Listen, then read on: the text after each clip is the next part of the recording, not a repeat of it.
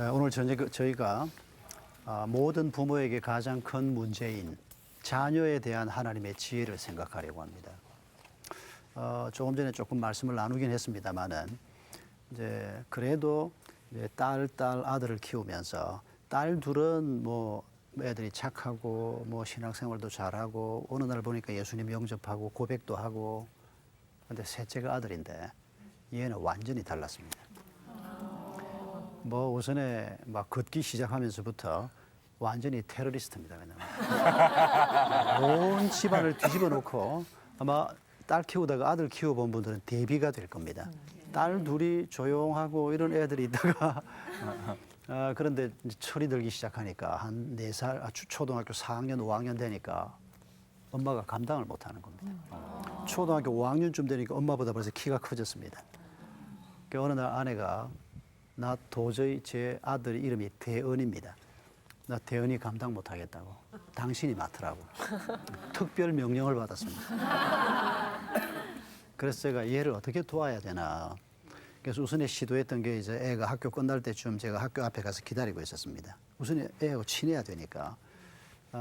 제가 뭐 굉장히 많이 한 건 아니고 처음에 조금 노력했던 게 그런 건데, 애가 이제 뭐 좋아하는 떡볶이 집에 가서 둘이서 같이 이제 떡볶이 먹으면서 뭐 친한 친구가 누구며 뭐 요새 뭐 무슨 만화를 보며 이런 얘기를 하면서 애하고 좀 친밀해지면서, 그래서 얘가 아빠를 그래도 좋아하는 관계를 형성을 했는데 중3 때쯤 가정예배를 드리는데 이제 질문을 하면서 이제 성경 말씀을 서로 나누는데 내가 뭐라고 질문을 하니까 얘가 그때 중2, 중3 때쯤인데 솔직하게 얘기해도 돼요.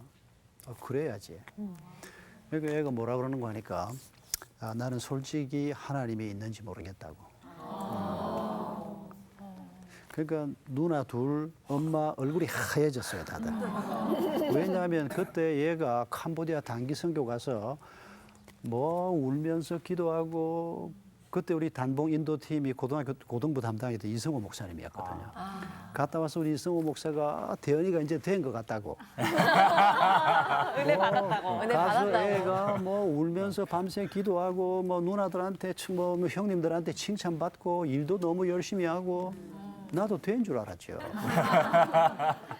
근데 아직 마음속에 예수님이 없는 겁니다. 그날을 잊을 수가 없습니다. 뭐 우리가 너무 당황해하니까 얘가 수습을 하더라고요. 내가 그렇다고 해서 하나님이 없다는 건 아니고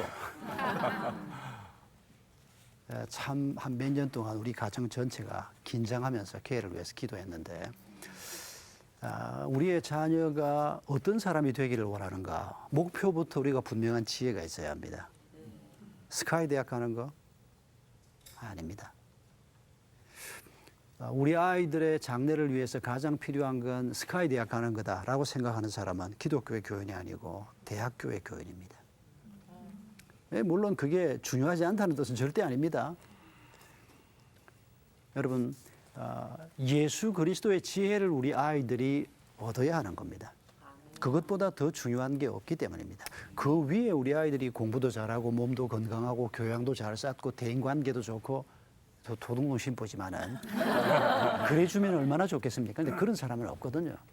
가장 중요한 것부터 붙들어야 한다는 겁니다. 이 문제를 우리가 오늘 한번 좀 생각을 해보려고 하는 겁니다. 믿음의 가정이라도 아이를 키우는 게 쉽지 않으니까 옛날에는 미운 7살이라는 말이 있었지 않습니까? 네. 요새는 뭐라 그럽니까? 미운 4살. 죽이고 싶은 4살. 최근 버전입니다. 그런데 그것도 그 정도가 아니고 패 죽이고 싶은.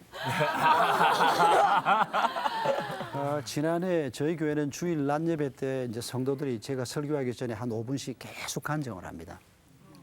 지난해 한 젊은 분이 나와서 얘기를 하는데 그 얘기를 하는 겁니다. 예쁘게 생긴 아주 교양도 있는 뭐 이런 젊은 분이 나였던 거 아니야? 간증을 하는데 이제 젊은 엄마 입장에서는 애 문제가 제일 큰 문제인데 그 문제를 가지고 하나님 앞에 경험했던 얘기를 시작을 하는데, 때려 죽이고 싶은 3살.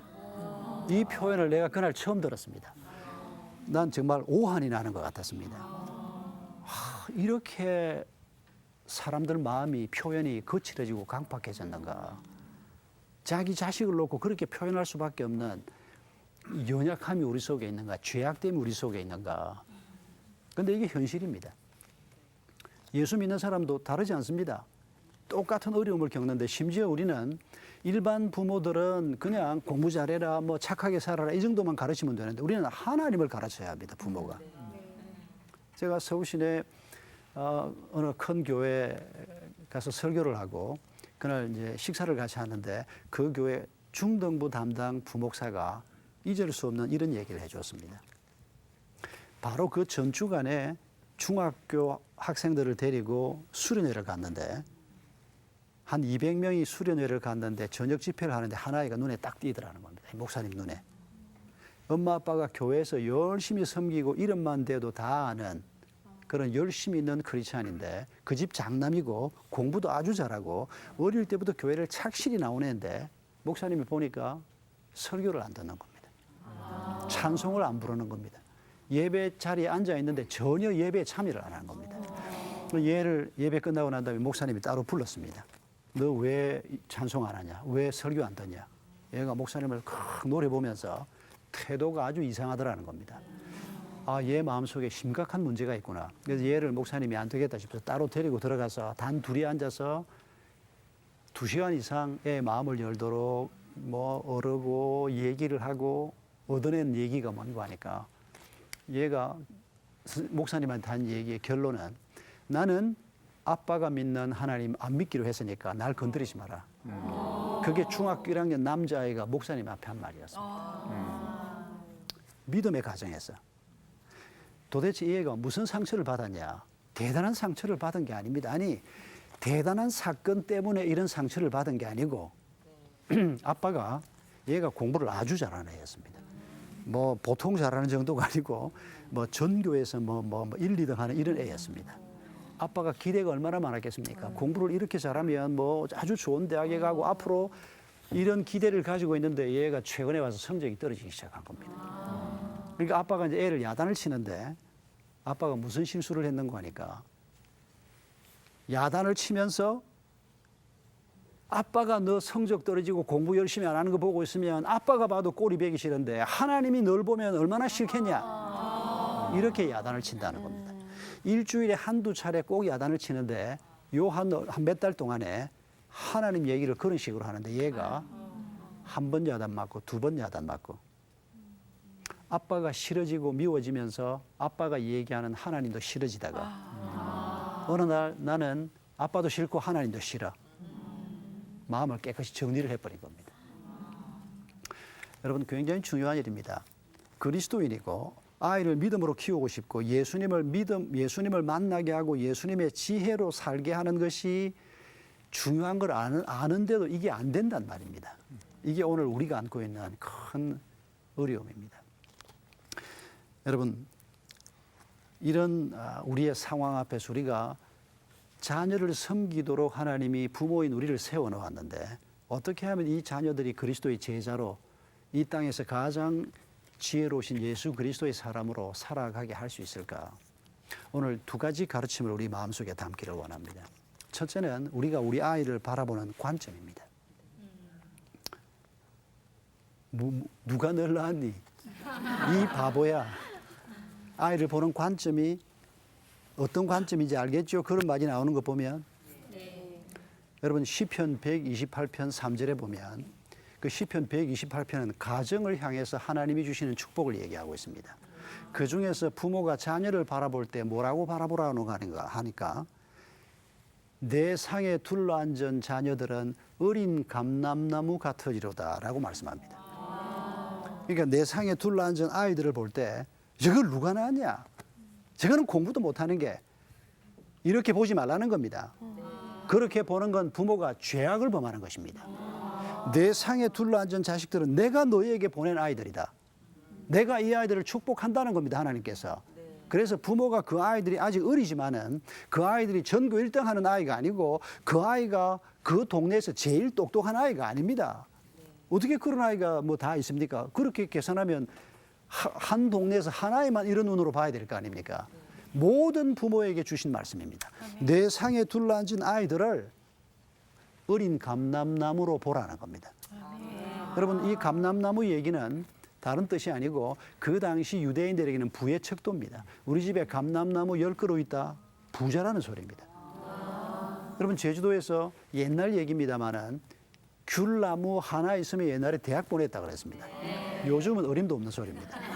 근데 그런 시절에 우리 집에 감귤나무가 10그루 있다 그러면 부자란 소리란 말입니다. 애들을 그런 눈으로 보라는 겁니다.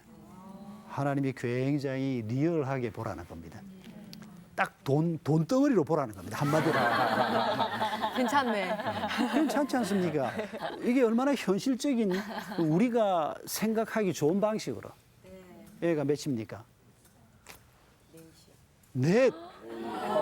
감람나무가 네 그루입니다.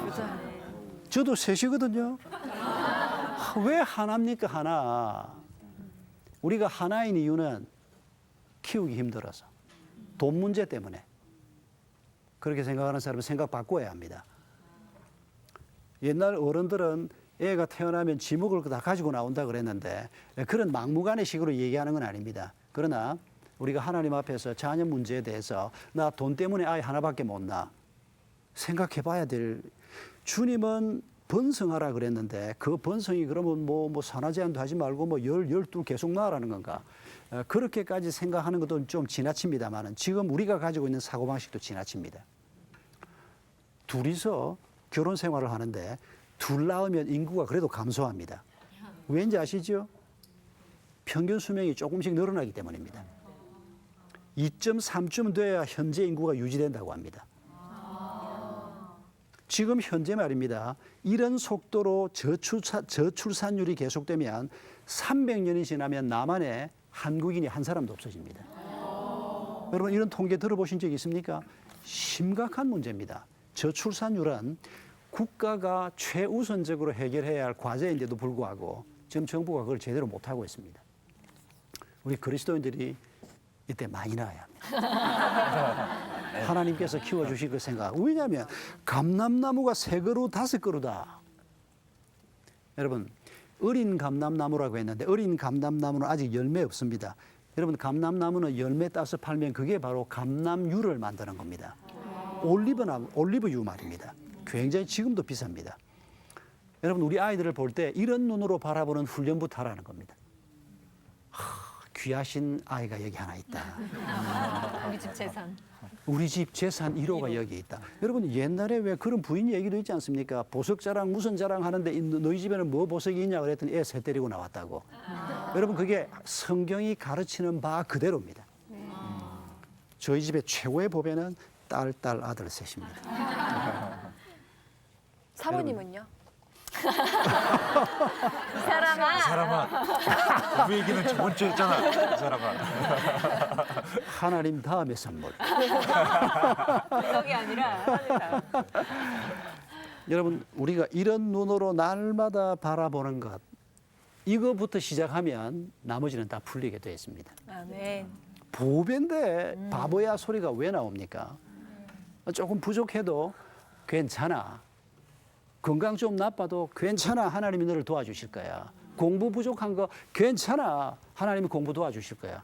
또 공부 또 잘 안 되면 누구나 다 잘합니까 어디? 어차피 엄마 아빠 닮아서 공부는 그만큼밖에 못하게 되는데 너무 애들 공부하라고 잡으면 안 됩니다. 여러분이 옛날 학교 다닐 때 전교 1등 하던 애들 지금 어디 있습니까? 너무 높은 곳에 있어서 못 만나는 거 아니에요? 제 친구들도 전교 1등 하는 애들 있습니다만은 왜 성적 순위, 행복 순위 아니라는 거 알지 않습니까? 우리가 그거 뻔히 알면서도 애들을 막 그냥 잡습니다. 공부하라고. 물론 공부해야죠. 공부할 때 공부를 하는 것이 인생의 무기가 되는 거 틀림없습니다. 그러나 공부하라고 애 잡다가 엄마하고 아이의 관계가 깨지는 것이 문제라는 겁니다.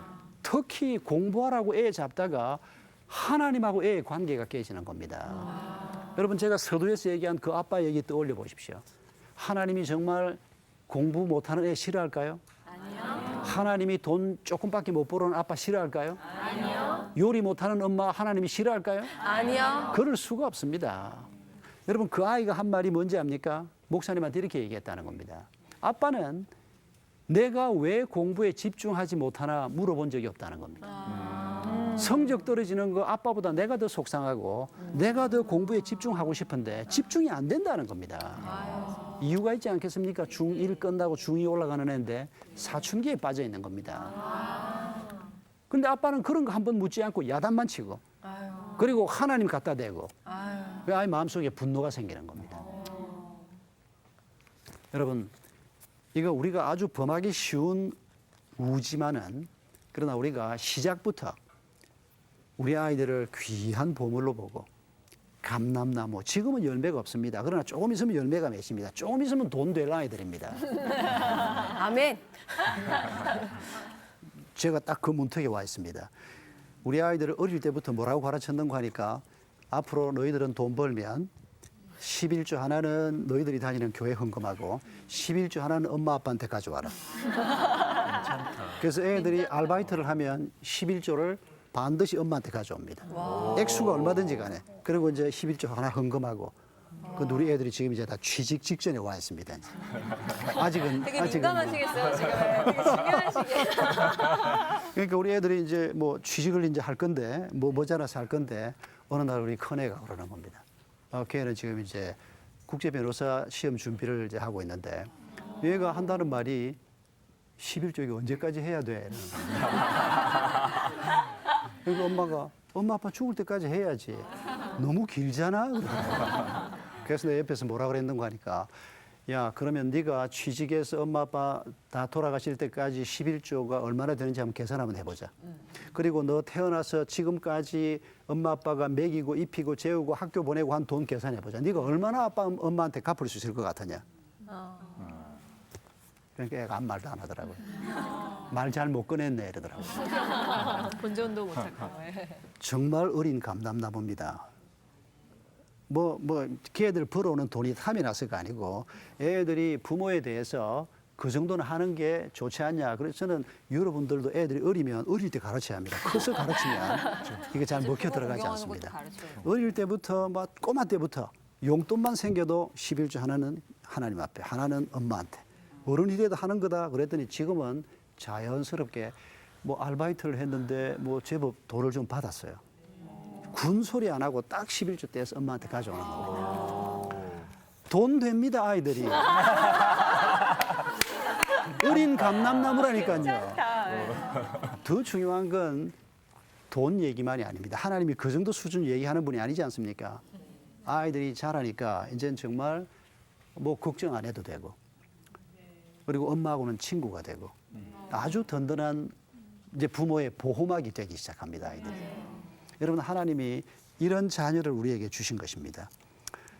한 가지 더 우리가 지혜를 생각할 것은 여러분 신명기 6장이 쉐마 코드라고 하는 유명한 가르침이 들어있습니다. 왜 자녀를 너희는 앉았을 때든지 길을 갈 때든지 누웠을 때든지 자녀에게 하나님의 말씀을 가르치라 그 유명한 명령이 나오는 규절입니다. 그런데 그 명령 바로 앞부분에 뭐가 있는지를 기억해야 합니다. 자녀에게 가르치기 전에 너희가 마음과 뜻과 성품을 다해서 하나님을 사랑해라. 그 말씀이 거기에 나옵니다.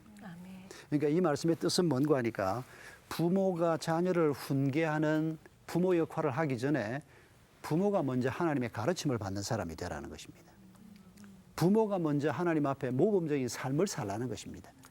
그리고 부모의 삶이 아이들에게 부모가 말하는 그 삶에 근접하도록 하라는 겁니다. 우리가 완벽한 모범이 될 수는 없습니다. 그러나 두려워하지 않아도 되는 것은 부모가 실수했다.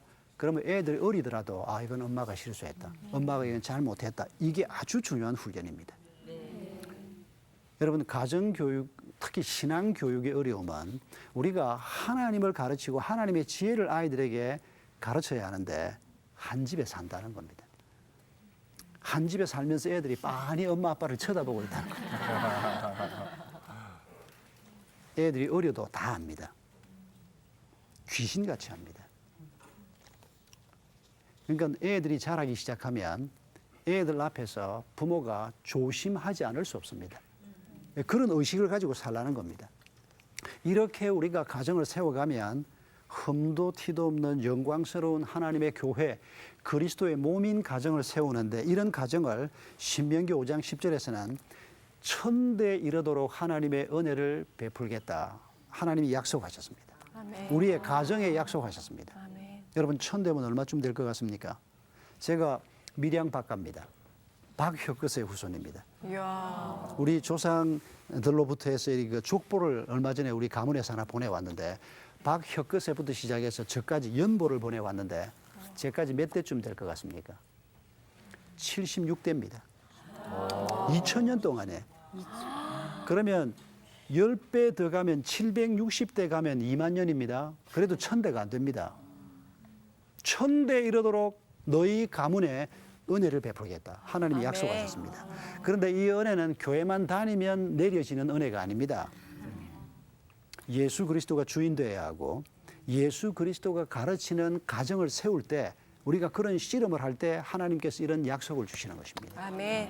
또 한 가지 약속을 더 기억할 필요가 있습니다. 신명기 28장 1절에서 너희가 하나님의 말씀을 따라 살면 모든 민족 위에 뛰어나게 하겠다. 여러분 이 축복의 말씀, 약속의 말씀이 우리 그리스도인들에게 주어진 겁니다. 어떤 사람들은 신명기 28장 1절을 유대인들이 그 말씀 받았고 유대인들이 그 말씀을 쫓아서 살면서 지금 봐라 뭐 노벨상 다 휘어잡고 전 세계 경제권 다 잡고 있고 아닙니다, 여러분. 신명기 28장 1절은 유대인이 받은 말씀이 아니고 그리스도인이 받은 말씀입니다. 돈 많다고 하나님의 축복이다. 그거 이미 제가 말씀드린 적이 있습니까? 돈교회 교인들이 하는 소리입니다. 유대인들이 전 세계 경제권을 잡고 있다. 그게 하나님의 축복이다. 맞을 수도 있고 틀렸을 수도 있는데 그리스도인이 아닌 사람들이 돈 많이 가지고 있다고 해서 그걸 축복이라고 생각하는데 저는 동의할 수 없습니다. 그리스도인이 돈을 많이 가지고 있으면 그건 축복이 틀림없습니다. 왜냐하면 그 돈은 내 것이 아닙니다. 하나님이 맡겨주신 돈입니다. 그 사람이 그리스도인이기 때문입니다. 명목상 그리스도인 말고 그리스도인이 중요한 지위로 나가는 거 이건 하나님이 책임을 맡겨주시는 것이고 축복이 틀림없습니다. 그러나 그리스도인이 아니라면 여러분 요새 우리 왜 전직 대통령들 몇몇 분들 보십시오. 대통령이 얼마나 영광스러운 자리입니까? 그런데 그거 하다가 나와가지고 지금 뭐 아주 비참하게 지금 존경은커녕 아주 뭐 모멸감을 느끼도록 하는 그게 뭐 대통령직이 우리에게 주는 뭐 무슨 축복입니까? 그게 오히려 수치지. 그리스도인은 왕관이 목표가 아닙니다. 여러분 사울이 그렇게 살다가 망했지 않습니까? 그리스도는 하나님의 백성이면서 하나님이 주신 왕관을 가지고 그걸 자기가 고집을 합니다. 하나님이 그 왕관을 다윗에게 주겠다 그러는데 다윗을 죽이려고 합니다. 사울은 하나님의 백성이었는데도 왕관을 목표로 살았던 사람입니다. 그런데 그 아들 요나단은 그러지 않았습니다. 자기가 그 왕위를 물려받을 수 있는 제일 우선순위 1번인데도 불구하고 자기의 매제인 다윗에게 왕관이 넘어간다. 요나단의 목표는 왕관이 목표가 아니고 그 왕관의 주인이신 하나님께 순종하는 하나님의 백성의 삶을 사는 것이 목표였습니다. 아멘. 저는 성경 전체에서 가장 큰 상을 받아야 될 인물 중에 한 사람이 요나단이라고 확신합니다. 천국 가면 그분의 상이 가장 큰 분 중에 한 분일 것입니다. 왕관까지 하나님의 이름 앞에 내놓았지 않습니까? 그런 분을 여러분 들어보신 적이 있습니까? 정말 어려운 선택이거든요. 2010년 4월 달에 미국 뉴욕 북쪽의 조그마한 마을에서 한인들이 한 100여 명 모여서 수련회를 하고 있었습니다. 그래서 어느 한인교회 수련회인가 했는데 알고 보니까 그게 아니고 방씨 가족 수련회였습니다. 와. 그런데 자세히 보니까 박만순 할아버지 후손 수련회였습니다. 박만순 할아버지가 누군지 모르시겠지요? 알 리가 있습니까? 방씨가 아니면 알 리가 없습니다. 이분들은 1800년대에 선교사들이 처음 한국에 들어오던 그 무렵에 평양에 살던 분입니다. 그러니까 초기 일대 그리스도인 선교사들에게 바로 전도받았던 분입니다. 이분 후손들이 지금 미국에 한 몇백 명 살고 있고 한국에 한 몇백 명 살고 있는데 이분들 후손들이 모인 겁니다. 그런데 이 박만순 할아버지의 손주가 누군가 하니까 방지일 목사님이라는 분이 있습니다. 지금 104세쯤 되셨을 겁니다. 아주 정정하신 분입니다. 그런데 이분이 100세가 2010년이 100세 되던 해였습니다. 100세 생일이었습니다. 그러니까 101세였지요. 이분이 미국에 가신 겁니다. 그리고 방씨 패밀리들이 다 모인 겁니다. 예, 살아계신 최연장자 할아버지 생일을 축하하기 위해서 모인 겁니다. 그 집안에 제 친구 조 목사가 그 집안의 손주 며느리입니다. 손주 사위가 있습니다. 이 친구는 뉴욕에서 목회하고 있는데 그 가족 사진 오른쪽에 서서 찍힌 걸 제가 봤습니다. 얼마나 근사한 장면인지 모릅니다.